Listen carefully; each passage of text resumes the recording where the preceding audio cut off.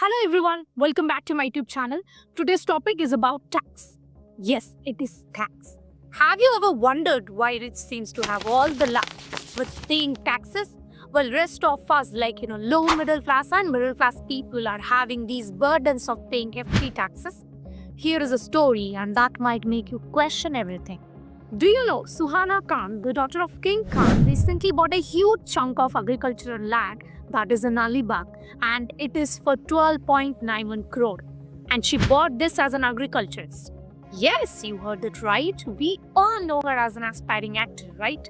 But she is an agriculturist now. It sounds weird, of course. But here is the twist. When you sell real estate, you usually have to pay capital gain tax. It is government's share of your profit. But here she bought it as an agriculturist. And that is agricultural land which is exempt from capital gains tax. That's a completely legal way where you can pay almost zero tax. Now let's talk about something else. You must have heard about Being Human. It's a charity run by our very own Salman Khan. It's a great initiative without a doubt. But did you know NGOs like this are exempt from taxes?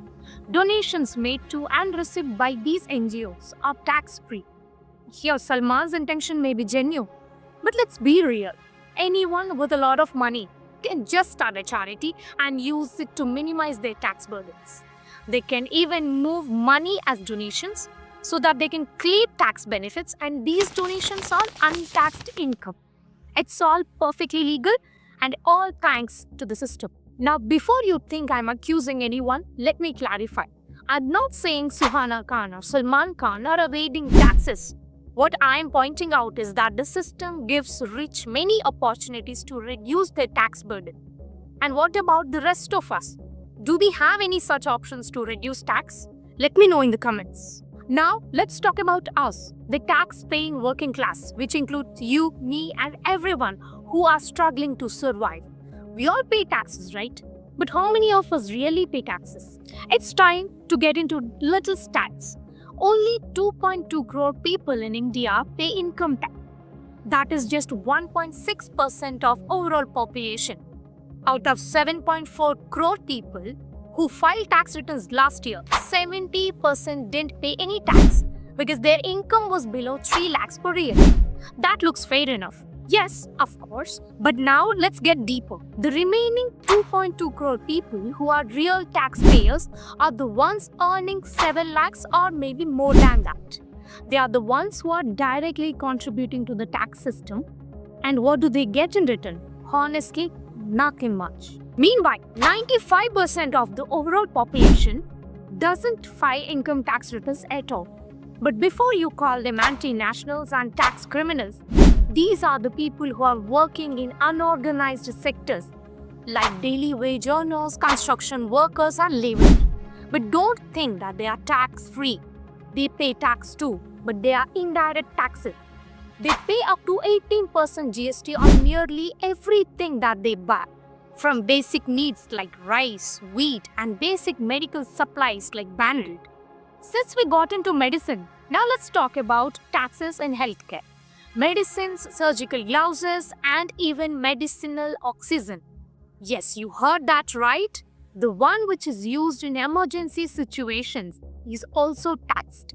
And if you want to avoid these out-of-pocket expenses in an emergency situation, you will need health insurance. And guess what? Even that is also taxed at 18%. As we all know, that pollution is increasing day by day from villages to metropolitan cities. And if someone wants to buy an air purifier, they must pay 18% GST. On top of all this, there is tax on education too. Parents, if you are planning to give your kids a better future, get ready to pay 18% GST on their tuition fees. We are taxed on almost everything. And what do we get in return? Roads full of potholes, crumbling public services, and substandard infrastructure. Considering all these things, now I am fully convinced that we who are middle class people are only earning to pay back to the system, that too in the form of tax, and left with a big hole in our pocket. And now, after all these, few people will come in saying that we have expressways, and I will give credit to Nitin Gadkari for improving road connectivity. But even here, If you observe, we pay tax on fuel, vehicles, insurance, road tax, and after all these, we also end up paying toll tax to use these roads. Tell me, after paying all these tax, what's left for us to save for the future? Practically nothing. Most of us don't even have a guaranteed job. And if a recession occurs in another part of the world, that can actually affect and take away our jobs here. On the other hand, the wealthy have a playbook filled, with tax-saving tricks. In financial year 22 to 23, individual tax collections has surpassed corporate tax. Surprising, right? Yes, of course. But it's not because companies aren't making money. In fact, between financial year 20 to 23, corporate profits almost has quadrupled. But hiring and salaries did grow at the same time. And to solve the wound, government has reduced corporate taxes in 2019, which has resulted in 1.44 lakh crore loss in overall annual revenue. And this is called as capitalism at its peak. The rich gets richer while poor becomes poorer. So finally, how do we save ourselves from all these? Well, some are migrating to different countries for a better life. Most of us are not financially equipped to take such steps. But we do have one tool, and that is our vote. We need to choose our leaders who prioritize their people over profits. Lastly, what do you think? Is the system fair? Do you also feel the weight of these taxes? Share your thoughts in the comments. If this video made you think, please like it and do not forget to subscribe for more such content and so that I can also pay tax from my YouTube revenue.